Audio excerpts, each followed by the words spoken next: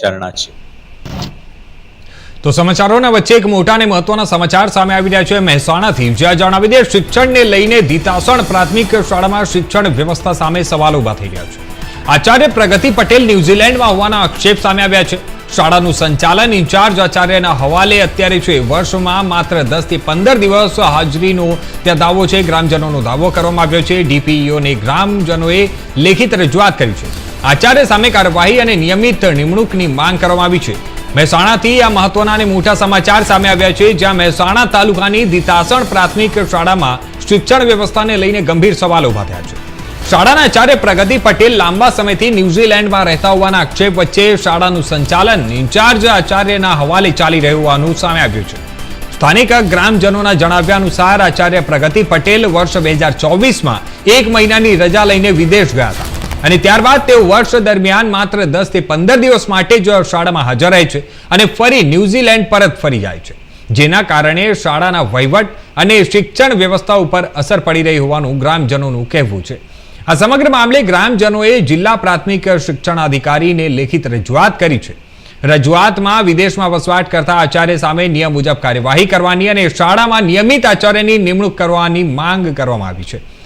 ગ્રામજનોનું કહેવું છે કે વિદ્યાર્થીઓના હિતને ધ્યાનમાં રાખીને શિક્ષણ વિભાગે સમગ્ર મામલાની તપાસ કરીને યોગ્ય નિર્ણય લેવો જોઈએ। ઠાકોર શિવાજી ભજસિંહ। શિવાજીભાઈ, આપણે શું રજૂઆત કરવા આવ્યા છે? મારી રજૂઆત એવી છે કે હું એસએમસી સભ્ય છું સ્કૂલનો। મારી રજૂઆત અમારા ગામની અંદર પ્રિન્સિપાલ છેલ્લા 2 વર્ષથી વિદેશ ફરવા જવાનું કહીને વચ્ચે હાજર રહેતા નહીં। એના કારણે શિક્ષણ ઉપર બહુ મોટી અસર થવા લાગી છે। ધોરણ 6 નો અભ્યાસ સંપૂર્ણ બંધ હોય એવું લાગી રહ્યો। અત્યારે પ્રિન્સિપાલની જગ્યાએ 4 સંભાળી રહ્યા છે સાહેબ, એ 6ઠ્ઠા ધોરણનો અભ્યાસક્રમ ચલાવી રહ્યા છે। એ અને બીજા શિક્ષકોને પણ શિક્ષક હાજર ના હોય પ્રિન્સિપાલ, એટલે વચ્ચેનું કામ કલાક રોકાઈને પણ કરવું પડે એમને। એના આધારે દરેક ધોરણની અંદર આ ભણવામાં બહુ પણ વિદ્યાર્થીઓને તકલીફ પડી રહી છે। નામ શું છે અને કેટલા સમય પહેલા શિક્ષિકાનું નામ છે પટેલ પ્રગતિબેન જંતીલાલ। છેલ્લા 2 વર્ષની વચ્ચે અંતરાળથી ગયેલા છે। હવે કોઈ કાર્યવાહી કેમ તંત્ર કરતું નથી? તંત્રને આજ એવી જાણ હતી કે ભાઈ પહેલા એસએમસી સભ્યો 6 મહિના પછી રજૂઆત કરે, એને 4થા મહિનાનું કીધું હતું, એ 4થા મહિનો હાજર ના થયા, એટલે આપણે 6ઠ્ઠા મહિનામાં આવેદન હવે આપ્યું છે। અમારી સાહેબ દીતાસણ પ્રાથમિક શાળાની અંદર અમારા સ્કૂલની અંદર પટેલ પ્રગતિબેન આચાર્ય તરીકે તેઓ ફરજ બજાવતા હતા અને 2024ની અંદર એ 3 મહિનાની એનઓસી રજા લઈ અને ન્યુઝીલેન્ડ ફરવા જવાનું કહેલ। ત્યારબાદ એ સતત 6-8 મહિના ગેરહાજર રહી અને તેઓ જોબ કરતા હતા અને વળી પાછું 1 વર્ષ પૂરું થવા આવે એટલે પોતે પાછા હાજર થઈ જાય અને અહીંયા રાજકીય વખત ધરાઈ અને ફરી હાજર થઈ જાય, સાહેબ જોડે ફરીથી એનઓસી લઈ અને ફરીથી પાછા ન્યુઝીલેન્ડ જતા રહે છે। કેટલા સમયથી તે ન્યુઝીલેન્ડ ગયેલા? 2024 થી સાહેબ જાય છે બેન, અને મતલબ 1 વર્ષ પૂરું થવા આવે એટલે વળી પાછા ફરીથી હાજર થઈ છે અને વળી પાછી એનઓસી મૂકી અને ફરીથી ન્યુઝીલેન્ડ જતા રહે છે। હાજર થઈને કેટલા દિવસ સુધી? 1 મહિનો મોડ ભરે છે બેન। અને કેટલા વિદ્યાર્થીઓ શાળામાં અભ્યાસ કરી? 225 વિદ્યાર્થીઓ હાલ અમારા બાળકો ભણે છે। એમના શિક્ષણનો પ્રશ્ન આવીને બનેલો છે, એમના ભવિષ્યની ચિંતા છે। તો તમારી શું માંગ છે?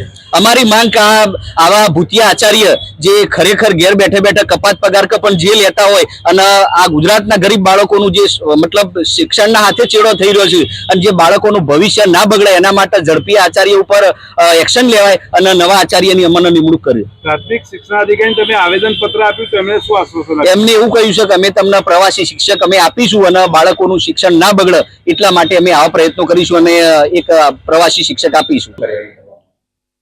એ જે ન્યુઝીલેન્ડ ગયેલા છે એનઓસી લઈને ગયા છે અને એનઓસીનો સમય પૂરો થયા છતાં એ હાજર થયા નથી, એટલે અહીંથી શિક્ષણ વિભાગ દ્વારા એમને શોકોઝ નોટિસ પણ આપવામાં આવી છે અને એમનો જવાબ મેળવી અને આગળની કાર્યવાહી કરવામાં આવશે। કેટલા સમય માટે એનઓસી લઈને ગયા હતા અને ક્યારથી તેઓ ગયેલા? 3 મહિનાથી એનઓસી લઈને ગયા હતા, એટલે ગણો ને કે ડિસેમ્બર મહિનામાં ગયેલા છે અને ફેબ્રુઆરી મહિના સુધી એમની એનઓસી। તો પછી હવે શિક્ષણ વિભાગે શું કાર્યવાહી કરવાની થાય છે?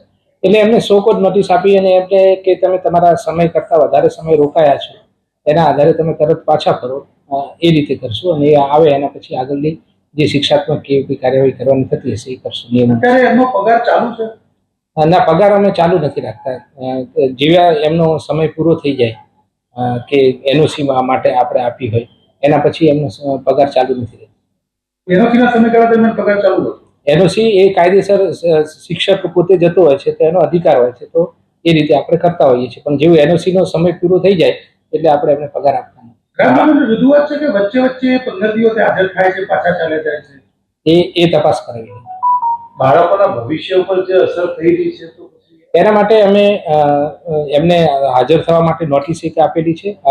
ફરી પણ અમે એમને તરત જ હાજર થવા જણાવીશું, અને તેમ છતાં પણ કોઈ પરિણામ કે આવો કોઈ પ્રશ્ન થશે તો એ બાબતે અમે બાળકોનું ભવિષ્ય ના બગડે એના માટે આયોજન